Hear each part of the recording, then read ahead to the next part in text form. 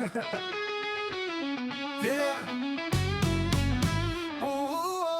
ir puisis, kuru visi zin, vienkārši Arturs katru dienu spīd. Viņš raksta par sportu, par futbolu runā, smiekliem un prieku visiem sirdīs skan. Vienkārši Arturs, vienkārši Arturs,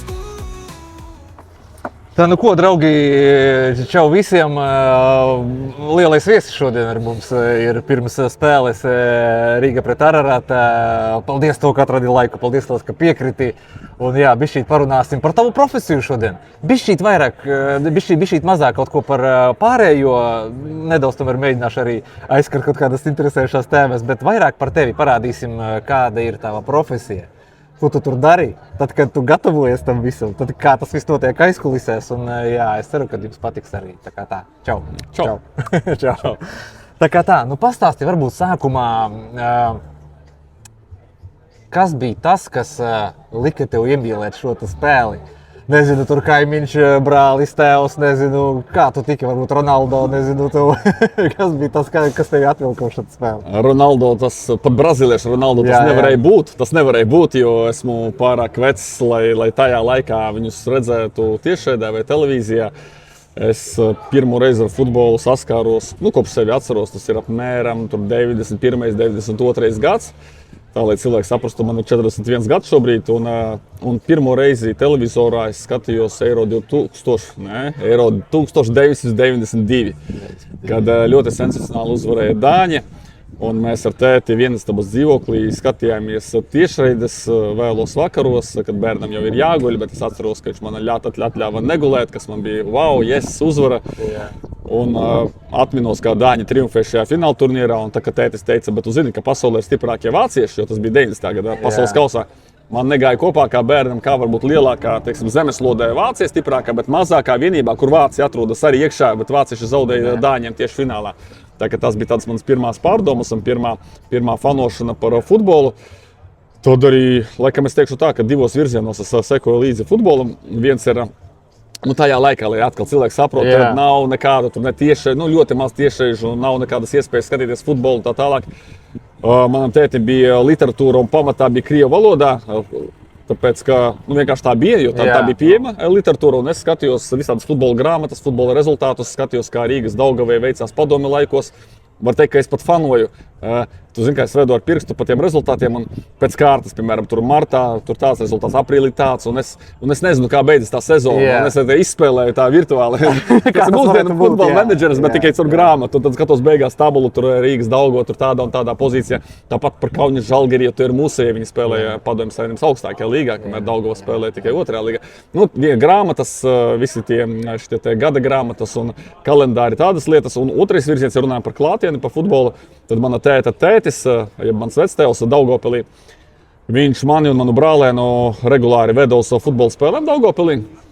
Arī tāds interesants fakts, ka laikam 94. un 95. gads Daugavpils futbola komandu, kur viss notika krieviski, gan komandas saziņa, gan līdzjutēji, komandu sauca futbola klubs Auseklis. Opā! Vienkārši amazing. Daugavpilī, jā. Daugavpilī Auseklis, bet pēc tam es jau tagad mūsdienās tur mēģinot izpētīt, kāpēc Auseklis, tad bija kaut kāda komercfirma, kas bija sponsors tai komandai. Arī interesanti, kāpēc tā nosauca Ausekļa vārdā, ja tāds Latvijas simbols, bet bija Auseklis. Un, jā, mēs braucām ar tramvaju no centra uz saucas Jaunbūve, uz tādu mikrorajonu Jaunbūvi. Tas pats celtnieks, kuru bēdīgi nesen noslēdza ciet.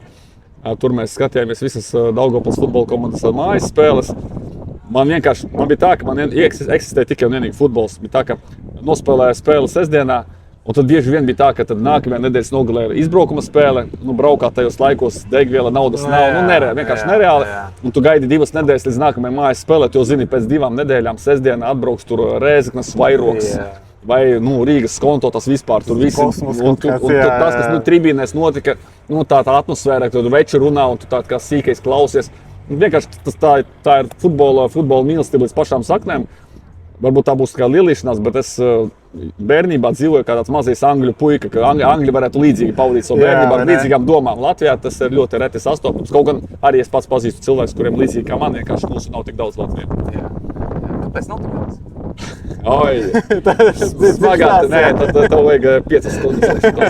Labi. Tas būs ļoti gari. Ok, klausies uz konto bijis lieliem spēlēm Daugavas stadionā? Pirmo reizi, jā, starp citu, ļoti labs jautājums. Atkal atgriežamies. Manam tētim nebija automašīnas līdz pat kaut kādam, tur neatceros, 2000 gadam. Tas nozīmē, man jau bija 15 gadi, kad manā ģimenē parādījās vispār auto.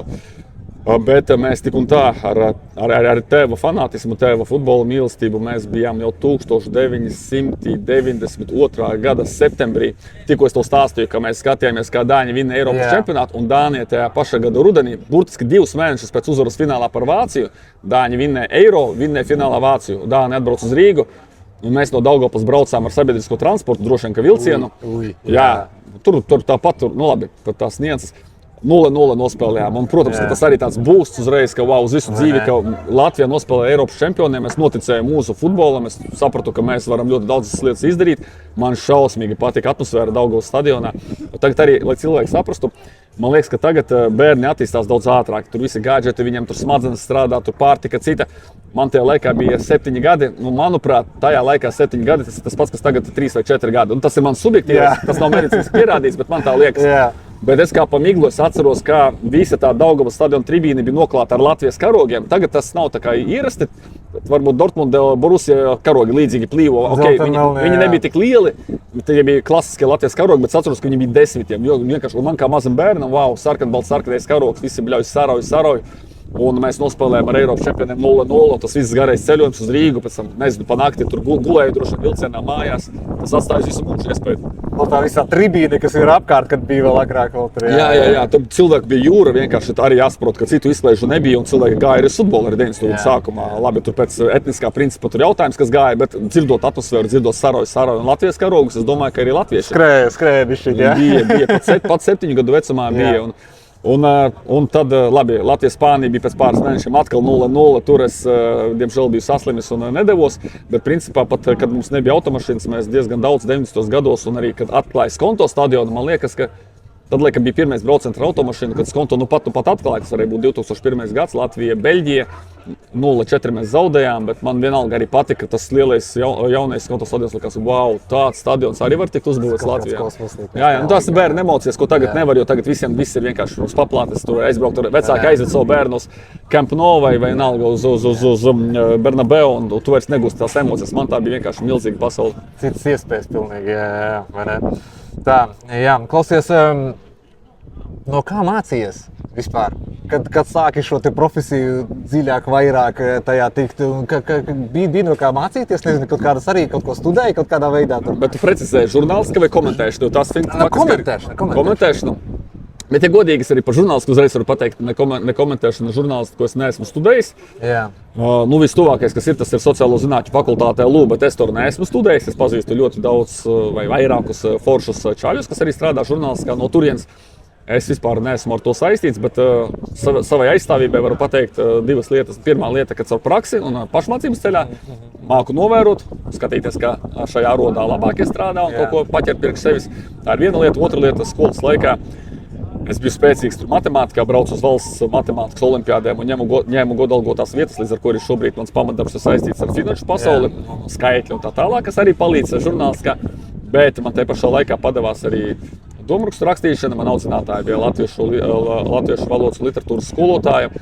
Viņa mūs ekstrēmi daudz lika lasīt grāmatas, ekstrēmi daudz tiešām. Tad mēs domājam, ka Daugavpils latviešu skolā, mēs lasījām tā, kā nelasa latviskā pilsētā, piemēram. Un es aizrāvos ar domrakstu rakstīšanu. Man bija tā, ka es esmu rakstījis domrakstu, kas sastāv, piemēram, burtnīca no 24 lapusēm, ir 18 lapušu domraksts, 18 lapušu garumā, tas ir viens domraksts. Nu, es arī biju tāds baigi trakējs, un man patika desmitniekus pelnīt pie viņas. Un, jā, rakstīšanas māksla, daudzu grāmatu lasīšana, tas noteikti arī palīdzēja, un tā ir labākā skola nekā es pieļauju tur specializēties jau augstskolas kursus. Jā. Bet tas ir, laikam, tas tuvākais, ko var mācīties, jā? Es teiktu, ka jā. Jā. Ok, kaut kāda, nezinu, praksē, piemēram, tagad klausīsies, nezinu, čalis 20 gadi, viņš skatās tevi, klausās tevi, viņš domā, fakov, gribu tieši tāpatās, ko viņam darīt? Ko tu ieteiksi, nezinu? Pirmkārt, kad tu prasi par skolu, kāpēc nav specializētās, piemēram, konkrēti tur, nezinu, sporta vai žurnālisti vai sporta komentētā, tāpēc, ka, ja godīgi, pat labākie mūsu profesijā Latvijā viņi ar to nespēja nopelnīt pilnībā sev iztiku. Tas nav tik labi apmaksāts darbs, tā nav liela nozara. Tāpēc nav arī attiecīgi augstskolas. Un, līdz ar to tas faktiski, jebkurā gadījumā, tas būs kā blakus nodarbe vai hobijs, kuru tu vari apgūt pašmācībās ceļā. Līdz ar to, bet ja atbildētu uz to jautājumu, kas ir jādara, lai kļūtu kā es vai mani kolēģi, kaut kas līdzīgs, tad tā vienkāršākā atbilde būtu dzīvot futbolā. Tas ir visvienkāršākais. Tu nevari par to kļūt mākslīgi. Es esmu redzējis piemērus, kad atnāk mūsu pašu virslīgu komentēt čaļi, kuri viņi forši runā, viņiem ir varbūt pat labāka valoda nekā man, labāks balss tembrs un citas lietas. Bet es redzu, ka viņš nav dzīvojis futbolā, ka viņam trūkst šī fundamenta, tieši futbola fundamenta. Ja tev ļoti patīk futbols, ja tu esi iekšā līdz sirds dziļumiem, kā es ar vectēvu gāju no 7 gadu vecuma vienalga uz virslīgas visiem mačiem, kā bērns, un es tam dzīvoju līdzi, un man tas tiešām patīk, un es to mīlu, tad tas cerības droši vien, ka ir lielāks. Tad ceļi atvedīs, ja?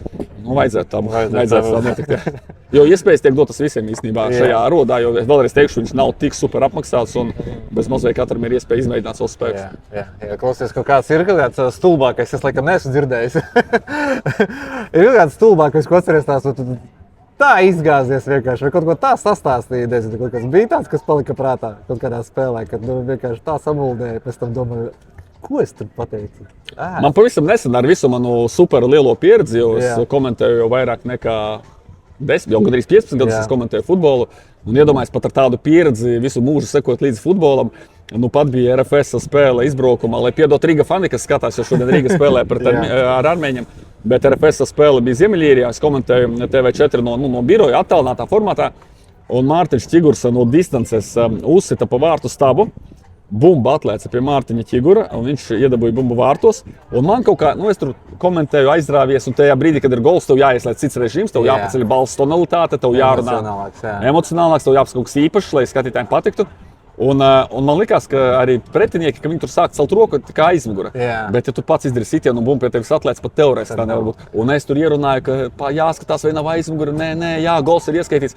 Pēc tam man tur pilns telefons, tur cilvēku, par ko tu runā, kā varbūt aizmugurē pats uz. Nu, tā kā arī gadās. Tā kā tas ir cīņas karstumā. Man liekas, man bija pat vēl viena līdzīga pagājušajā gadā. Ļoti līdzīga kļūda. Kad man liekas, ka arī tas pats spēlētājs bija pa vārtu stabu no pendeles trāpījis. Arī tāda pati situācija, kas ir samuldējusi. Nu jau mēs precizējam par kaut kādu tādu stulbāku gadījumu. Pastāstīja, ir kaut kāda spēle droši vien, kuram pašam likās, kā es tur nodevu uguņus klausies. Pēc tam arī telefonā rakstīja visi klausies.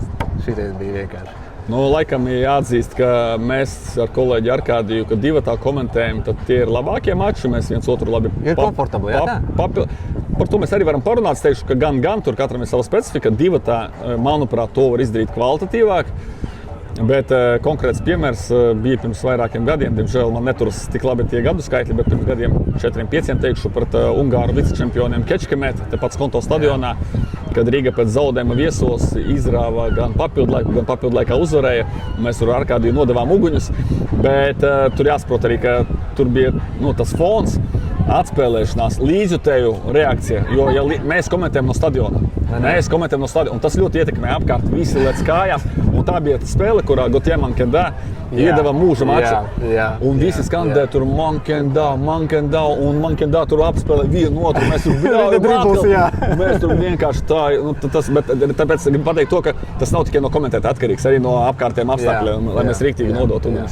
Bet tā spēlē es arī viņu atceros, es pats bļāvu arī Mankendā, un vēl joprojām, kad viņš labi nospēlē. Man liekas, viņš nekā tā vairs nav nospēlējis pat tu. bet tā bija laba spēle. Šodien būs?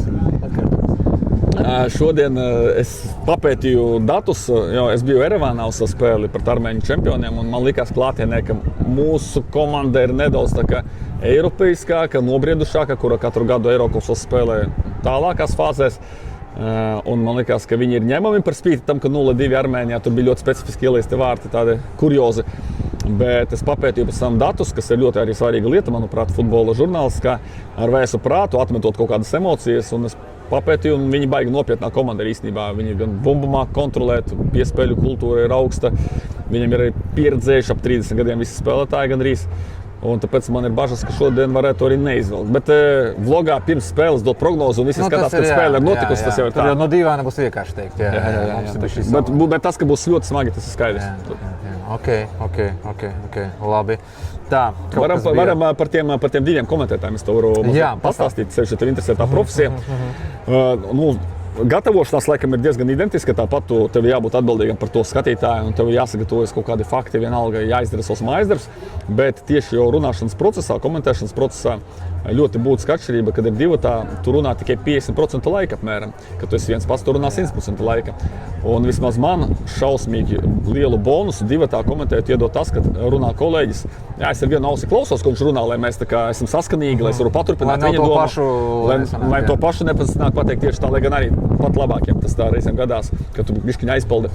Bet tos otrs 50% es baigi izmantoju, lai vērotu laukumu un spēli. Kā treneris, līdzjutējs, žurnālists vienalga. Un tā kā kolēģis beidz runāt, es reizēm iedodu savu taktisko vienatnē, tas vienkārši nav iespējams. Tu nepārtraukti esi runāšanas spēlē un runāšanas fāzē, un tu nevari gan tev dators ar datiem, tur numuri, spēlētāji, fakti.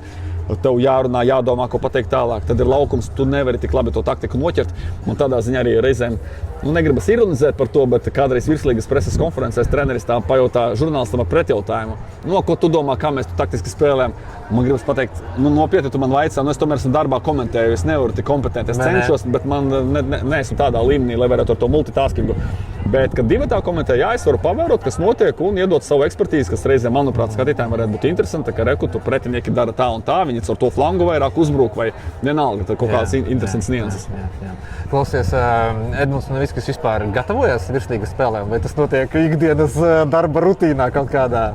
Es zinu kolēģus, kas tiešām, labi, laikam vienskaitli kolēģi to pašu jau pieminē, to, kas ar mani komentē, viņš jau patiešām katram mačam gatavojas. Es cenšos iespēju robežās arī atsevišķi pagatavoties, vienalga kaut vai mazās lietas, bet, ja godīgi, es teikšu tā, ka virslīgai man nav tik daudz jākomentēs, bet man nav tādu nozīmīgu sirdsapziņas pārmetumu par to, jo es gatavojos katru dienu.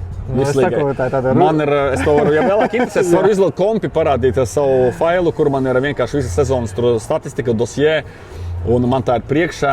Es klausos gandrīz visas preses konferences, kas arī savā ziņā ir gatavošanās. Ja es komentēju Tukumu un es zinu, ko Tukuma treneris Kristams Dišlers ir pateicis pēc iepriekšējās spēles, tad tā arī jau gatavošanās sastāvdaļa. Es varu atsauci uztaisīt, ka viņš teica, ka viņam nestrādā standarti, a šodien viņi realizē stūra sitienu un guva vārdus, ka tā arī ir gatavošanās. Un ņemot vērā, ka man ir viens no svarīgākiem darba instrumentiem telefons, kur man notiek saziņa arī ar daudziem futbola cilvēkiem, ar treneriem, ar spēlētājiem, ar žurnālistiem, ar futbola faniem. Man 95% sastāda futbols un 5% sieva un bērni telefonā. Apmēram tā. Par politiku praktiski nē, par ikdienas lietām nē, par kaut kādām izklaidēm nē. Man ir futbols un ģimene. 2 lietas telefonā. Un tā arī ir informācijas apmaiņa. Es daudz ko noskaidroju caur komunikāciju ar futbola cilvēkiem. Tāpēc vēl īpaši piesēsties un gatavoties un vēl kaut ko jaunu izdomāt, ka Tukums ar Supernova spēlē 4. reizi sezonā savā starpā un ka Tukumu tu komentē jau 17 un labi pārspēlē 10. reizi sezonā, tas ir diezgan sarežģīti. Ko ģimene saka? Pieraduši jau? Laikam pieraduši. Meitei, kurai ir 10 gadi, bieži vien tāds pirmais jautājums, kad es atnāku, kad vakarā, piemēram, atnāku mājās, tēti, tev rīt ir kaut kas jākomentē. Vai ne? Tas ir. Un bieži atbild ar jā, sevišķi šajā vasarā, kad vēl pasaules kausa nāca klāt. Vai ne? Šī vasara ir bagāta uz futbolu, tas nevar neiepriecināt, bet ģimenei droši vien ir sarežģīti. Slodzīti arī man pašam un ģimenei jāsamierinās. Bet nē, viņi saprot, tas ir hobi, kā es tev teicu, tā ir blakus nodarbe, bet pašā laikā par to arī maksā. Tā ir tomēr ne tik tur būtiska un tam līdzīgi, bet tā ir arī finansiālā atalgojuma lieta un protams, ka ģimene to akceptē un atbalsta. Un arī atbalsta to, ka man ļoti futbols patīk. Tas ir kā hobijs, viņi ciena to. Es būtu nelaimīgs, ja teiktu, tu tagad sēdēsi mājās, tu nebrauksi komentēt futbolu, tev jāpavada tikai laiks ar ģimeni. Es atrodu laiku arī savējiem. Tas forši, tas to balanss tādas. Tas balanss varbūt drusku šķīps ir, bet iespēja robežās. Bet tu centies. Iespēja robežās. Man ģimene bieži arī dodas līdz uz futbolu, lai kaut kā to arī apvienot. Tas ir forši. Ok, skaidrs. Klausies, kādas 3 lietas ir tāds, ko komentētājiem kategoriski nevar teikt, nezinu, translācijā vai nezinu, vai ko labāk, uz kuru pusi nevilkt vai kā, vai nezinu, ir kaut kādas tādas lietas katrs. Mēģināšu nosaukt. viena lieta, no vienas puses es uzskatu, ka man par to pārmet, piemēram, bieži. Esmu vispār tāds komentētājs, kuram vienmēr ir ass viedoklis. Un cilvēkiem bieži vien šķiet, ka pirmkārt es par kādu no komandām fanoju, jo viņš pateica to un to. Otrakārt, ka viņš tēlo pārāk lielu gudrnieku, jo es, piemēram, arī tiesašu analizēju darbības un lēmumus un treneru lēmumus, taisot maiņas. Kas vēl trešais, tur izlaicies vispār, ir diezgan daudz kritikas, es to saņemu diezgan regulāri. Bet mans viedoklis ir, ka tas ir labi, ka tu neatstāji klausītāju vienaldzīgi un tev jābūt interesantam. Es negribu būt kā bots, tad man ātri aizvietos mākslīgais intelekts, kurš komentēs tā saucamais play-by-play. Tas nozīmē sarunu valodā vienkāršot, ka spēlētājs A piespēlē spēlētājiem B, tagad go komanda vārtus A un vienkārši komentē tikai to, ko redz. Es to saucu par tādu radio reportāžu. Ja, piemēram, par šito arī parunāsim. Par to parunāt, bet es uzskatu, ka tomēr futbols tas ir televīzija. Jā, ir cilvēki, kas mūsdienās bieži dara paralēli un neskatās, bet tā ir viņu problēma. Es uzskatu, ka futbols tomēr ir jāskatās TV ekrānā un komentētājiem ir jāiedod kaut kas vairāk nekā tu redzi TV ekrānā. Tas ir mans viedoklis. Un tagad atgriežoties pie tava jautājuma, ko nedrīkstētu darīt, tad es tikko pateicu, ka tas ir forši, ja komentētājiem ir savs asas viedoklis, bet nevajadzētu pāriet pāri savai kompetencijai. Ja tu tiešām, piemēram, tu esi komentētājs pirmo gadu, tu neesi tik dziļi futbolā, tu tikko atpazīsti spēlētājs, varbūt pat viņus neatpazīsti, un tu sāc tagad mētāt gudro un sāc ekspertēt, piemēram, es nesaukšu ne vārdus, ne uzvārdus, ne kanālus, bet tie, kas ļoti seko līdzi, varbūt sapratīs. Bija pagājušā gadā viens komentētājs Latvijas futbolā, kurš sāka bļaust, turklāt vēl tādā formā. Tiesas, ja tur nebija sots komentēšanas brīdī. Tāds kompetence, forma, ir tomēr jāzina robežas. Jā, to varbūt as viedoklis, ja tu jūti to savu kompetenci, bet ir jājūt robežas. Nepārkāpt tās robežas, ka tu kļūsti nevis par komentētāju, bet par aliņa dzērāju un tev kājas uz galda un tu mājās tāds sēdi un gudri runā. Tā ir, laikam, tāda viena lieta. Otra lieta ir, laikam, pašsaprotama, varbūt pat nav to vērts teikt, ka tu tiešām nedrīkst, ja tiekas divas Latvijas komandas, tu droši vien, ka nedrīkst atdot simpātijas vienai no komandām, tas ir pašsaprotami. Pat tie čaļi, kas komentē reģionos, piemēram, tu esi Liepājnieks un tu komentē Liepājas spēli, un starp citu, tur ar Jāni Mandeiku, ar komentētāju Jāni Mandeiku Liepājā viss ir kārtībā, viņš ir pietiekami neitrāls un komentē uz abām pusēm. Man liekas, pat ja tu esi reģionālais komentētājs, bet tu komentē priekš visas valsts, tev ir jāsaglabā kaut kāda neutralitāte, tā ir otra lieta. Un tāpēc man personīgi vislabāk patīk komentēt Latvijas komandu mačus pret ārzemju vienībām, kā tas būs arī šodien, jo tad es drīkstu arī izpaust vairāk emociju, priecāties par vārtu guvumu, tas ir baigi forši.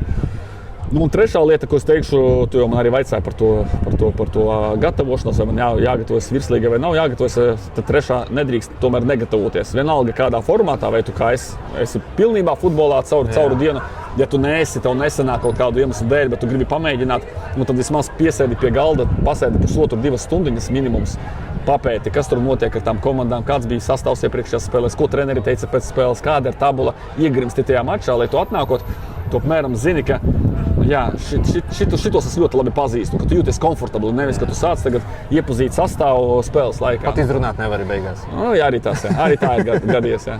Jā. Skaidrs, ok, labi.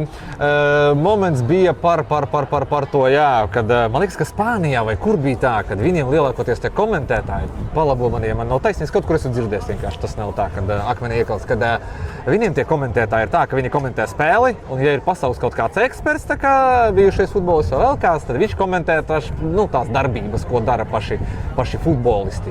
Tā kā, tāds viedoklis, to atbildēja, kad jābūt arī savam viedoklim arī tev. Tā kā tā. Tur bija vispār, laikam, tu pieskāries tam tematam, ka bieži vien ir ļoti populārs TV formāts, kad ir viens, piemēram, profesionāls komentētājs, kurš varētu arī nebūt super dziļi sporta veidā. Piemēram, Latvijas televīzijā sporta žurnālisti ir atbildīgi ne tikai par futbolu, bet arī par olimpiskām spēlēm, par basketbolu un vēl par kaut ko. Un viņam tagad atnāk pasaules kauss, viņam ir raidtiesības, un viņš ir vairāk tāds kā vispārīgais, kurš ir profesionāls, bet varbūt viņš nav līdz sirds dziļumiem neatdodas futbolu. Viņš ir kā galvenais cilvēks, kurš komentē kā reiz vairāk to play-by-play, kas notiek laukumā, tas piespēlē tam, un viņš var pabilstīties, ka ir gols. Bet otrs ir piesaistīts tieši bijušais futbolists, eksperts, kurš var ar savu profesionālu aci iedot ekspertīzi. Tas, ko es reizēm mēģinu, kad divatā mēs komentējam ar Arkādiju, ka viņš runā, es mēģinu paskatīties, kas taktiski notiek laukumā. Bet Bet, protams, kā bijušie futbolisti vai treneri to var izdarīt augstākā līmenī, un tā ir ļoti tāda forša simbioza, kad divi šādi atšķirīgi cilvēki komentē. Viens iedod tur play-by-play emocijas, otrs iedod to ekspertīzi. Un visbiežāk tas notiek tieši tā, kad piesaistā no ārpuses cilvēku. Jā. Ok, labi. Atcerēšos vienu gadījumu. Es neatceros, vai tu komentēji vai ne tu komentēji. Es pastāstīšu savu viedokli, kas, tās man kā parastēm, tā spēle bija neitrāla. Es, man liekas, ne par vieniem, ne par otriem biju. Tas sastopams ļoti bieži tādi gadījumi. Spēlē, man liekas, ka Jelgava pret Metu pagājušajā sezonā. Tur bija pēdējās spēles, kad viņiem baigi tur kaut kā tur izšķīrās viss. Kad Metei vajadzēja tur tos punktus. Un tur bija tā, man personīgi ir tā, ka, piemēram, arī Spānija kaut kad biju skatījies un komentētājs tur kaut ko saka, tur, vēl jau tur šāds un šāds rezultāts, 1-0, vēl jau ir ļoti labi. Un es tā kā Spāniju atbalstu, piemēram, un es domāju, ja tagad viņiem iesitīs, es būšu ļoti dusmīgs uz tevi, ka tu šitā runā tagad. Man liekas, ar Metu bija tieši tāpatās, kad minēja komentētājs, neatceros, tas bija tu vai ne, tu nav svarīgi. Bet bija tā, kad tieši runāja, ka tur bija tieši vārtu starpība un par labu, man liekas, kad Metei un Jelgava iesit.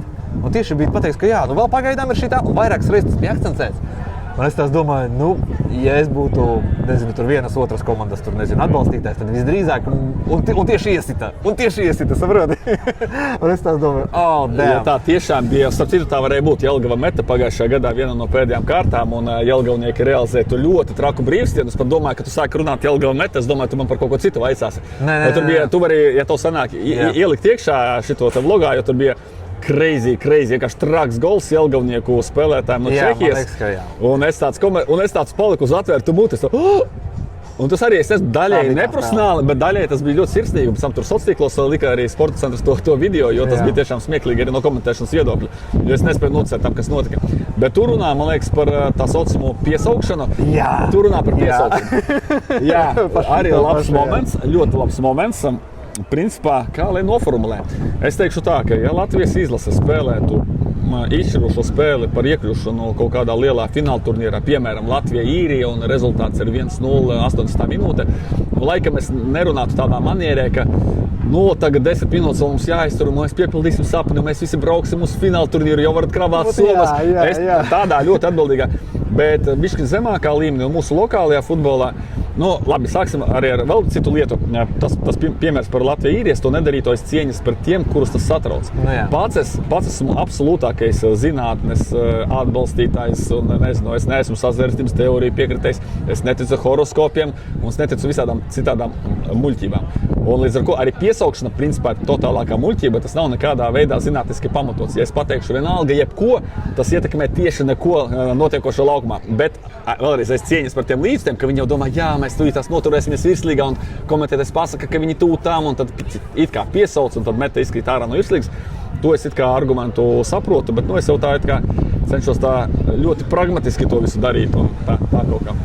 Es saku, es nebiju ne par vieniem, ne par otriem, es skatījos vienkārši futbolu, man kaut kā tas iekrita, bet tas ir ļoti bieži, gan ļoti daudzās spēlētāji. Un ja tu kādu atbalsti, tu tās domā, kas ir. Man jau bija vēl slavenāks gadījums, atkal jāsaka, ka futbola burbulīts to zinās, bet varbūt ir arī skatītāji, kas ir ārpus futbola burbuļa. Vienu gadu, atkal tie gadaskaitļi 23 vai 24, tajā vienā no šiem 2 gadiem, viena no pēdējām kārtas spēlēm, Rīgai bija pārsvars pār RFS, diezgan solīts. Rīga bija pārsvars pār RFS, un RFS spēlēja Slokas stadionā par Tukums 2000. Tā bija viena no pēdējām kārtām.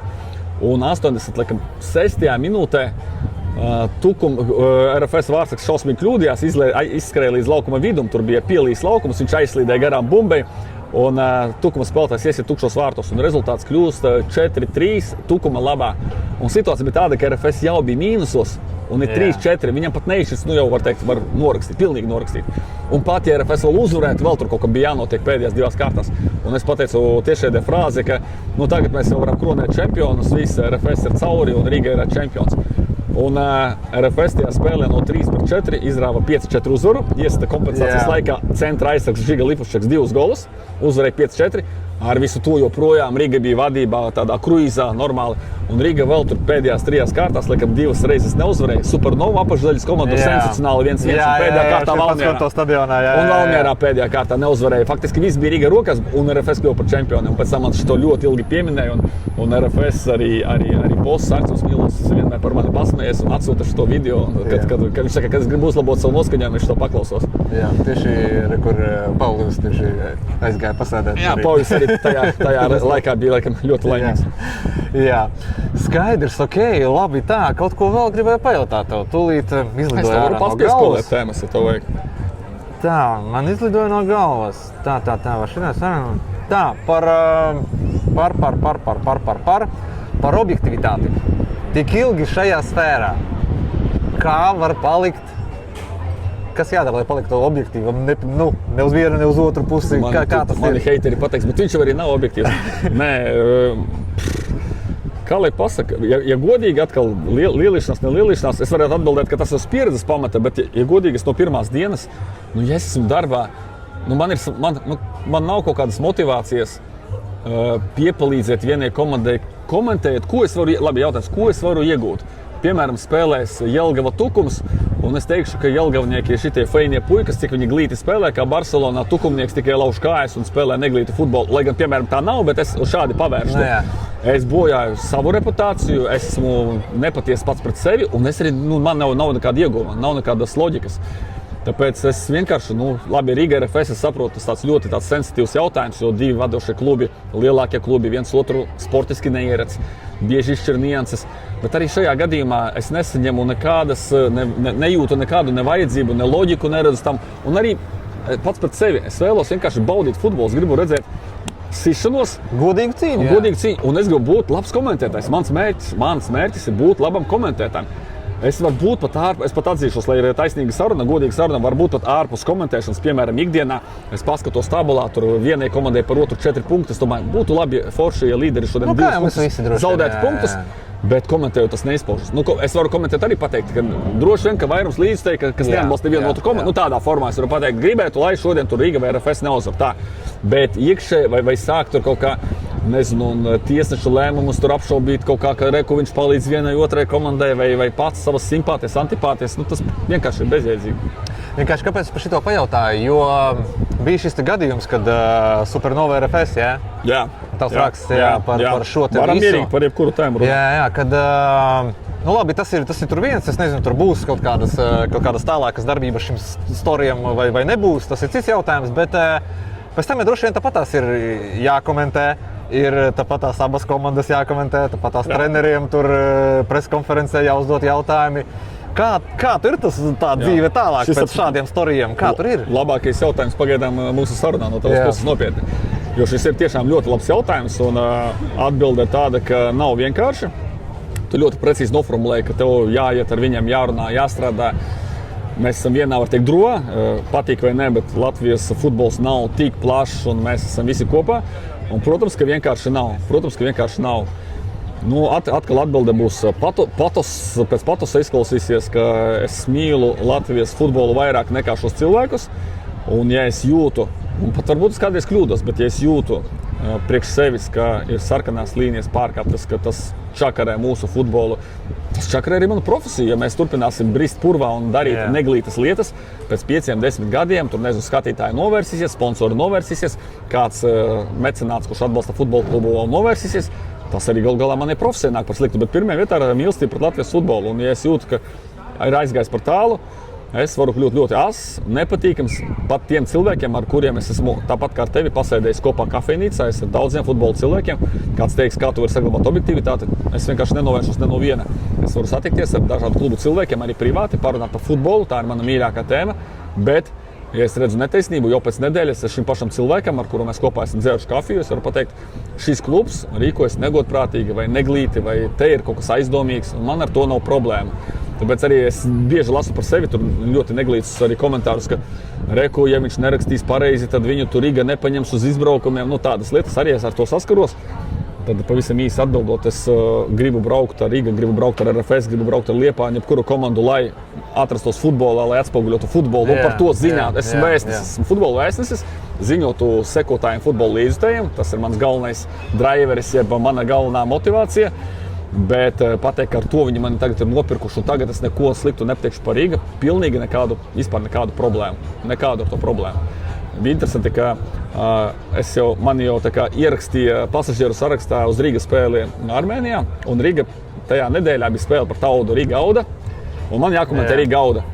Un es priekš sevis nosolījos, vēlams ar viņu, es esmu lidmašīnas pasažieru sarakstā, bet ja šodien es redzēšu kaut ko, kas man nepatīk, ja Auda izliks rezerves sastāvu, pēkšņi apkārt Daškevičs būs pēkšņi tur apslinis vēl kaut kas, es par to runāšu skaļi, vienalga. Un tajā spēlē, man par laimi, Latvijas futbolam par laimi, Auda tiešām izlika stiprāko sastāvu un nospēlēja maču.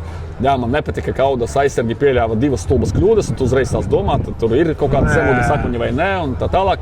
Bet bija stiprākais sastāvs laukumā, man nebija vismaz šajā jomā ko pārmest. Bet principi ir vispirms. Jā. Ok, taisnīgi, jā. Tā, par objektivitāti,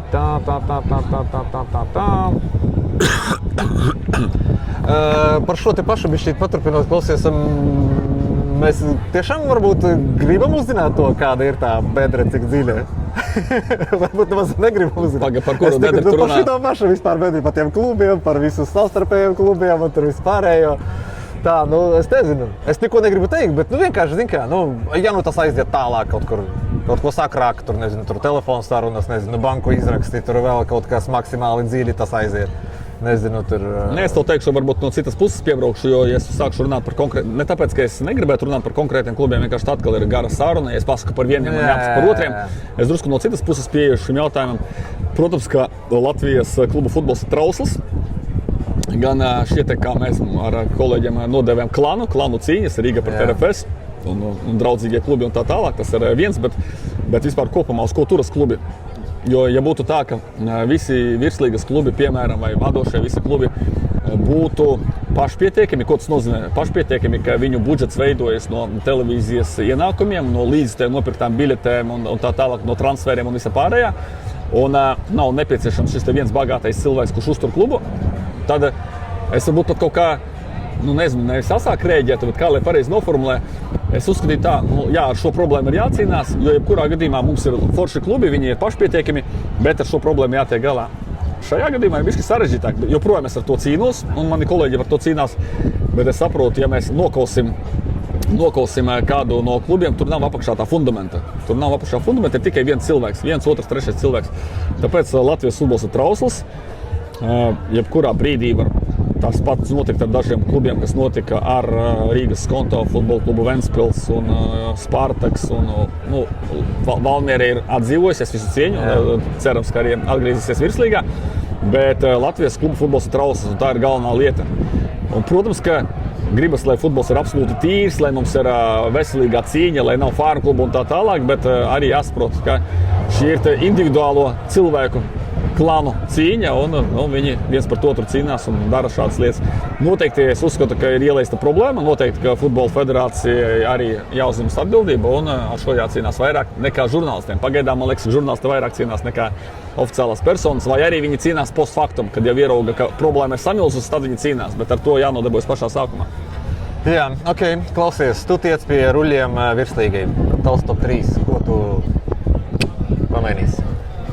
Tā arī jāsaprot, ka tu runā par Latvijas futbola virslīgu, kuri, jā, un arī vienkārši nevis cilvēki to zinās un sapratīs, ka Latvijas futbola federācija ir atbildīga par vienām lietām un futbola virslīga par otrām. Un Latvijas futbola virslīga pamatā ir tāds turnīra organizators, mārketings, TV tiesību pārdošana, bet, piemēram, Latvijas futbola virslīga nav atbildīga par reglamenta izstrādi, par to, cik jābūt klubiem virslīgā, par tiesnešiem un tādām lietām. Tā kā tur ir dažādas funkcijas. Bet, lai atbildētu uz tavu jautājumu, arī laikam droši vien izvairīgi tas izklausīsies, bet es uzskatu, ka uzreiz ar klikšķi neko nevar daudz panākt. Ja tas būtu tik vienkārši, man ir telefona numuri visiem virslīgas bosiem, es uzrakstītu ziņu, klausies, man ir tāda ideja un darām to un to. Daudz, kas atduras pret finansēm un daudzas idejas jau ir izmēģinātas. Fundamentālā problēma ir tāda, ka latviešiem futbols nav sirdī un no šī atspēroties ir grūti kaut ko, piemēram, droši vien mēs runājam par to pašu skatītāju apmeklējumu, kas ir tā galvenā lieta, kas mūs visus nomāca. Ja mēs runājam par organizēšanas līmeni, par sportisko līmeni, priekš Latvijas ir super virslīga, ir super organizācija, pat parādās kaut kādi stadioni jau. Un daudzas lietas ir pietiekami labas un sakārtotas. Visbēdīgākais, absolūti bēdīgākais punkts, tas ir cilvēku skaits tribīnēs. Bet te mēs atduramies pret futbola popularitāti Latvijā, pret cilvēku attieksmi pret futbolu. Un to nevar izdarīt ātri, to nevar izdarīt mākslīgi, to pat nevar izdarīt, laikam pat ar naudu to nevar izdarīt. Un tā ir tāda, man liekas, daudzu paudžu jautājums, lai tas mainītos. Tāpēc, ja īsa atbilde būtu tāda, ka es laikam neko daudz arī nespētu uzlabot. Neesmu tik liels ģēnijs. Nu, 6 būtu spēles. Pēdējā kārta Rīga pret RFS būtu. Bet zini, ka es par tām kalendāriem arī esmu daudz runājis, pārmetis. Un allaž viņu pusē ir skaidrojums, kāpēc tas tā ir. Tur ir arī liekas cilvēkiem no malas, ka tas viss tik vienkārši. Tur ir jāsaskaņo visiem 10 klubiem. Tur nav mākslīgais apgaismojums, kas nozīmē, ka spēle jābeidzas pirms saulrieta kaut kāda tur vēl laika zona. Tā tur ir, nezinu, vienkārši stadions nav pieejams. Tur ir tik daudz. Un nav tā, kā cilvēkiem būtu viena alga, un tad, vai būs darba dienā 5 spēlē, nepagūs to darbā, mums viena alga. Nu, īsti tā nav. Viņi par to domā, nevienmēr to izdodas. Ir gadījumi, kad arī klubi kaut kur neliek līdztais pirmajā vietā. Klubam tā ir ērtāk. Viņi, piemēram, domā par nākamo maču, lai būtu, nezinu, tur vairāk atpūtas, vēl kaut kas tam līdzīgs. Arī ir jāuzņemas arī klubiem, arī virslīgai, pavisam noteikti. Bet atkal, ja mēs runājam fundamentāli, es saprotu, ka viņi arī diezgan daudz par šo problēmu situāciju domā. Un viena no pamata problēmām, lai pabeigtu šo tēmu, ir tāda, ka virslīgā 36 kārtas. Tas ir gandrīz kā Anglijas Premjerlīgā, kur ir 38 kārtas. Un Latvijā ir klimats tāds, kas ir. Mēs kaut kādus 3-4 mēnešus spēlēt futbolu nevaram. Un tad, kad spēlējam pavasarī, mēs spēlējam uz paklājiem un draņķīgos laikapstākļos. Un tā ir tāda lieta, ka mēs gribam sabāzt 36 kārtas, mums ir Eirokaus, mums ir Latvijas kauss, un daudz labāk to kalendāru uztaisīt nevar. Tad mums jāmaina formāts un jāsamazina spēļu skaits. Jā, bet mums Skonto stadionā krūta spēle normālā laikā, normālas laika apstākļos ir tikai viena, kur bija nesen. Pēc tam būs pēdējā spēle, pēdējā kārtā. Jā, tas es tur par to raudu visu laiku. Tā kā tā, par Eirokausiem, 2 vārdos, kā tev šķiet, kā šogad mums izvērtīsies? Es gribēju, lai 2 klubi mums ir. Tas ir mega sapnis, lai 2 klubi būtu rudenī. Es būšu piesardzīgāks, pieticīgāks. Teikšu, ka ja viens klubs, it sevišķi tagad, kad Rīgai pirmo spēli zaudēs 0-2 Erevānā, daudz kas šovakar izšķirsies, bet ja mēs neizvelkam šo mironīti ārā, tad arī Rīga ceļš uz rudeni būs šausmīgi sarežģīts, būs jāuzvar 3 pretinieki pēc kārtas. Pieļauju, ka Rīga varētu būt pat visos 3 dueļos favorīts, bet 3 reizes nepaklupt. Tas arī nav vienkārši. Var arī Gibraltāra komandai zaudēt, tas arī Maltas komandai. Tas nav nekas tāds, futbols ir futbols. Tāpēc, ja būs viena komanda, es būšu apmierināts. RFS ir super labs grafiks, labi pretinieki pirmajās 2 kārtās. 2 kārtas ir jāiziet cauri tikai tā. Es pateikšu, ka 2. kārtā RFS var pretendēt uz kaut kādiem rekordiem. Labi, rekordu būs grūti pārsniegt, jo pirms pāris gadiem 7-0 pret Andoras komandu, bet tur tiešām nāks vājš pretinieks. Tur var sasist daudz golu. Bet 3. 4. kārta tāpat nebūs viegli to pārvarēt. Man gribas, lai visas 4 komandas spēlē kā minimums savu spēju robežās un nedaudz augstāk, lai Auda nedaudz pārsteidz rumāņu Grandu, lai Liepāja pārvar Melnkalnes komandu un vismaz vēl pacīnās ar austriešiem, kuri būs milzīgi favorīti, bet vismaz pacīnās, nezaudē 0-3, 0-3. Un Rīga RFS tur, protams, jau tādas augstākas prasības. Rīga ir jāiekļūst rudenī ar visām tām problēmām un šī brīža situācija. Un RFS, 3. kārta, laikam, būs tā, kur es pateikšu, vai RFS izdevās vai neizdevās Eiropas sezonu. Ja viņi iekļūst 4. kārtā un tur zaudēs, kā pagājušajā gadā Rīga, tur Prāgas Sparta līmeņa komandai, sorry, tas ir adekvāti. Tā, klausies par izlases komentēšanu. Vispār vēl būs viens jautājums par izlasi, bet labi, ja sanāks laiks mums tā. Parasti man vismaz stadionā izlases spēles skatīties ir daudz aizraujošāk. Skatīties pa TV ir bišķi grūtāk. Ko var darīt komentētāji lietas labā? Vai viņi var darīt kaut ko? Vai es sāku kolēģus savus kaut kā bišķi nolikt? Nē. Es saku par to, ka spēle nav tik raita un skatāma. Nav tik skatāma kā stadionā. Man liekas, ka ir tieši pretēji, jo es nezinu, kādas tev ir sajūtas stadionā, varbūt tu vairāk koncentrējies uz spēli. Man stadionā ļoti traucē tas, bet atkal to nevar mainīt mākslīgi. Tas tā vienkārši ir, ka mums ir izņemot HH sektoru, izņemot tiešām Latvijas ultras, fantastika vienkārši. Es domāju, ka Latvijas futbola fani, kas ir ultras, viņi ir augstākā līmenī nekā futbola izlase, nekā citu sporta veidu fani un tā tālāk. Top, vienkārši top. Bet kopumā, it sevišķi Daugavas stadionā, kur tā akustika ir baigi kluss, un man trūkst atmosfēras, man trūkst atbalsta. Un parasti tā, ka latvieši ziemeļnieki, viņi 80. minūtē pavalkās, kad jau pēdējais 0-1 tagad sākam atbalstīt Latviju, lai mēs izdarām nation. Man traucē, ka nav no pirmās minūtes un ka viss stadions nedzīvo līdzi. Tādā ziņā kaut kur, man liekas, pat klubu sacensībās tas atbalsts ir foršāks. Par televīziju, zini, kā man tev grūti diezgan atbildēt, jo es gandrīz nekad neskatos televizoru, es vienmēr esmu stadionā. Bet man liekas, ka liela loma ir kā reiz komentētājiem. Manuprāt, mans subjektīvs viedoklis, ka izlašu futbols, tā ir romantika, tas ir šarms, tas ir tāds liels lauks, kurā pagatavoties spēlē, pirms tam sagatavot visu kaut ko jo tur ir pat valstu vēsture, drusku var iepīt, drusku sanāk off topic, bet drusku drīkst, dozēti drīkst. Tur katram spēlētājam tur sava karjera, tur savstarpēju spēļu vēsture, tur tabulas, tur daudzas lietas, ko tu vari stāstīt un pacelt to interesi kaut kādos brīžos, kad nenotiek interesantas lietas laukumā. Man liekas, ka izlašu spēles ir komentēt pat savā ziņā vienkārši tam dēļ. Bet, ja tu saki, ka tev nešķiet interesi, man atkal liekas, vismaz stadionā esot, man liekas, ka spēles ir labas, un es neticu, ka tev ekrānā tur daudz garlaicīgāk tas izskatās. Ok. Labi, tad bija vēl viens par izlasi, bet es to nejautāšu, tas būs bišķīt out of, viss. Tā, šito arī pajautāju. Pēdējais maziņu jautājumu kopums izvēlēs vai nu vienu, vai nu otru. Aiziet? Ja? Melns vai balts? Balts. Blondīnas vai brunetes? Blondīnas. Rīga vai RFS? Ne, šeit nebūs. Šeit tas vienkārši nav vienādības zīme. Jā, Starkovs vai Moros? Moros. Bet tagad. Labi, visā vēsturē, un arī Moros tam piekritīs Starkovs. Pirms 20 gadiem Starkovs, summā Starkovs, tagad ne Moros. Jā. Komentēt vai rakstīt rakstus labāk? Kā? Rakstīt rakstus padodas labāk. Es varu arī, ja tu drīkst mazu piebildīt, vai tu gribi ātrāk iet? Arī tāda lieta, ko bieži cilvēki pārmet komentētājiem par kaut kādām neveiksmīgām frāzēm vai kļūdām, ir jāsaprot, ka komentējot, tu improvizē. Tev nav sagatavota teksta, tev varbūt ir sagatavoti kaut kādi fakti, un tas, ka komentētājs 90 minūšu laikā vienreiz pārteiksies un vienreiz kļūdīsies ar faktu kļūdu, tas ir ok, tas ir akceptējami, jo pamēģini 90 minūtes norunāt bez kļūdām. Un man rakstīt padodas labāk, jo es piemeklēju vārdus, es piemeklēju frāzes, es pārbaudu uzrakstīto. Man patīk, atceries, es stāstīju par domrakstiem, man patīk uzrakstīt stilīgi tekstu, uzrakstīt ar kaut kādiem foršiem salīdzinājumiem. Tas ir man tāds kā azarts un pašam izaicinājums. Nevis ātri kaut ko uzrakstīt, lai tikai būtu informācija cilvēkam. Man baigi patīk uzrakstīt krāšņi. Man ļoti tas patīk. Cita lieta, ka tas prasa drausmīgi daudz laika, komentēt, atnāc, norunāju, izdarīt to arī beidzās, Rakstīt reizēm rakststop tur vairāku gadu neatvainojas vairāku dienu garumā. Un tā ir tā lieta, bet rakstīt padodas labāk, un tā ir interesantāka nodarbe vispār. Ok, labi, tā nākamais tā. Izlase ar 4-5 leģionāriem cīņā par iekļūšanu Eiro.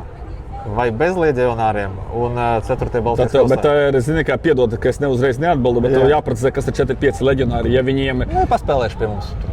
Emersons, tur vēl kāds.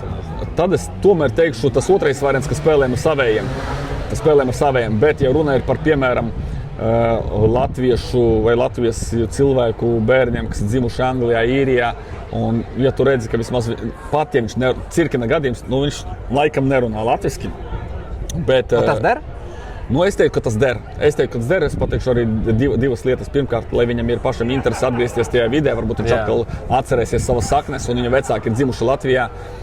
Un ja tu jūti, ka tas nav tikai, ka viņam tas ir izdevīgi, bet ka viņš vēlas palīdzēt valsti un uzturēt saikni ar savu senču no sirds, tad tas ir ok.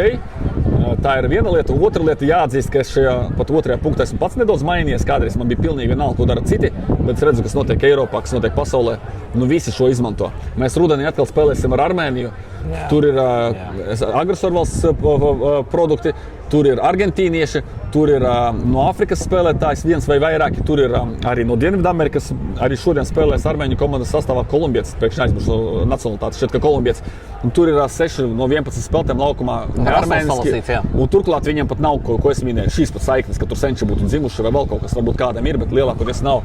Nu, tāpēc, ja mēs uzturēsim to mega patriotismu, attieksimies no Denisa Cirkena, piemēram, mums jau tā ir grūti. Mums futbols nav numur 1 valstī, cilvēki nemīl futbolu un vēl konkurēt, ka citi izmanto šos paņēmienus, un mēs neizmantojam šos paņēmienus.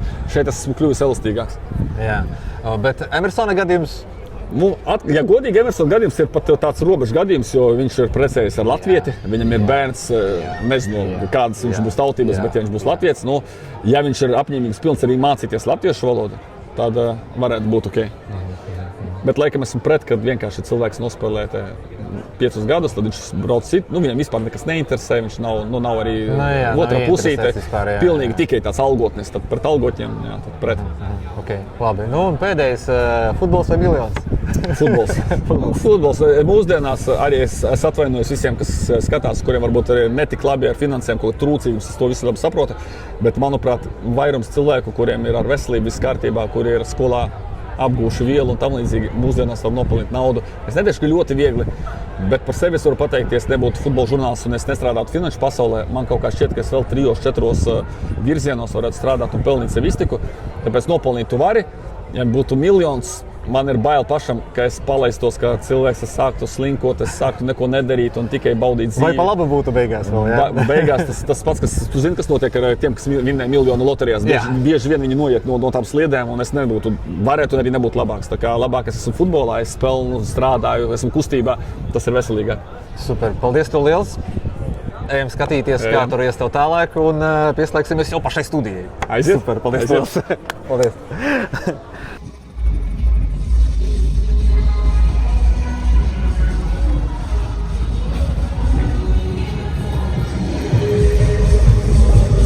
Šitā būs tā darba vieta, jā?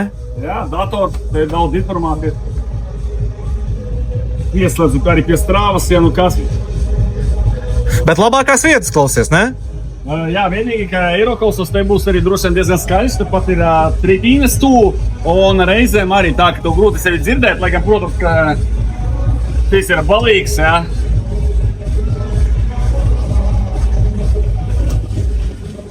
Un nāk skaņa šeit, bet principā, ja ir ļoti skaļš šis apkārt, tad drusku tas foniņš tāds. Bet tas arī no citas puses tas uzvelk emocijas. Vai ne? Kļūst pie emocionālās, tas arī palīdz savā ziņā. Vienā konto stadionā tās tribīnes ir tuvu un viss ir blakus, lejā viss sēž un tas viss emocijas nāk tieši tur, kur vajag. Jo virslīgā, piemēram, ir tā, ka atvērta tikai tā tribīņu puse un šeit nav skatītāju.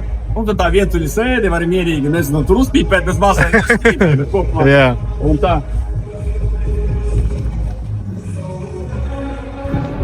Nu, ko, mans draugs, kaut kā tā šeit iet, tur man aiz muguras ir komentētāju vietas, jā, šeit labākajā skatā ir futbola laukums, tieši pa vidu sanāk komentētājiem, un man liekas, ka ļoti labas vietas priekš tā, lai padarītu šo spēli krāšņu, spilgtu un pakomentēt to, kā tur iet mūsu komandām. Kaut kā tā. Tu jau zini rezultātu, es vēl nezinu, bet pavisam drīz, nu negluži drīz, pusstundiņa un komandas jau parādīsies laukumā.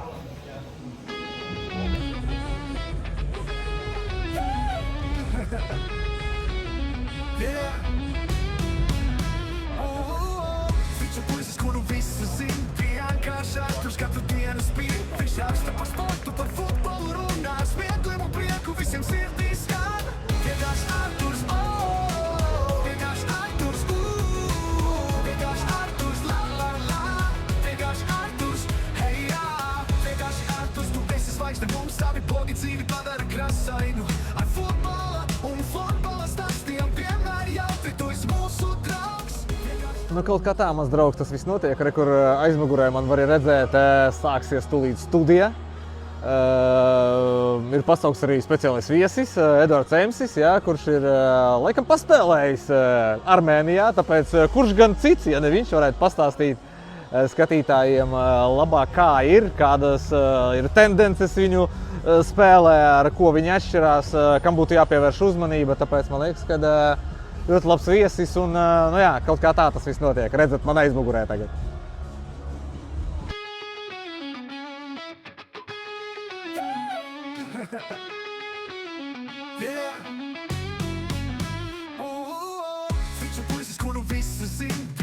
vienkārši ātrs katru dienu spīd. Viņš raksta par sportu, par futbolu runā, smiekliem un prieku visiem sirdīs skan. Vienkārši ātrs, vienkārši ātrs, vienkārši ātrs, la la la, vienkārši ātrs. Nu, ko mans draugs, pēc pirmā puslaika rezultāts ir 2-0 Rīga labā un ir cerības. Spēle arī parāda to, ka viss ir iespējams ar šo pretinieku un jā, Rīga bija ļoti daudz momentu, divas sanāca iesisti, bet jāatzīst, ka Zviedrs izglāba Rīgu no knockdowna pašā spēles sākumā. Ja sanāktu ielaist uz pašu kļūdām, tad tas, man liekas, būtu ļoti, ļoti bēdīgi un nezinu, vai spētu atgriezties spēlē Rīga. Bet nu šobrīd rezultāts ir ļoti cerīgs, tāpēc turam īkšķus, jūs jau zināt rezultāts, es ne, un vīri man aizmugurē arī vēl nezinu, kā beigsies. Kaut kā tā, turpinam skatīties, aiziet.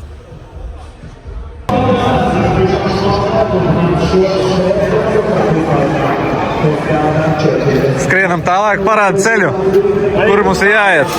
Caur kādiem problēmām ir jāiziet cauri. Nāc, lūdzu. Jānoliek viss vietā. Jā. Pareizi tajā šaurumā, kas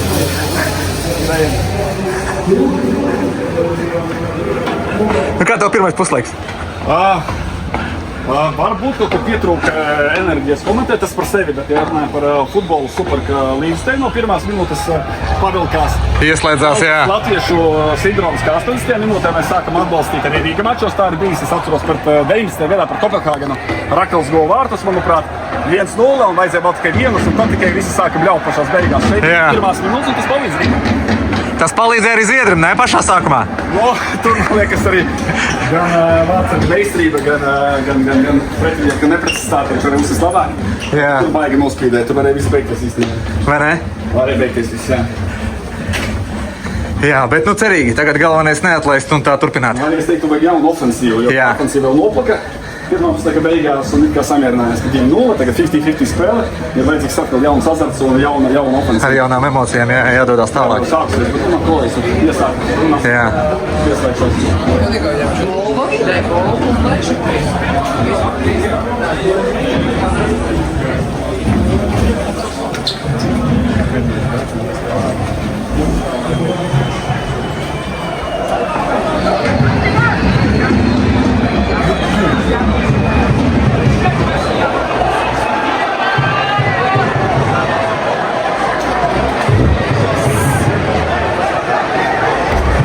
Nu, ko teiksi par spēli?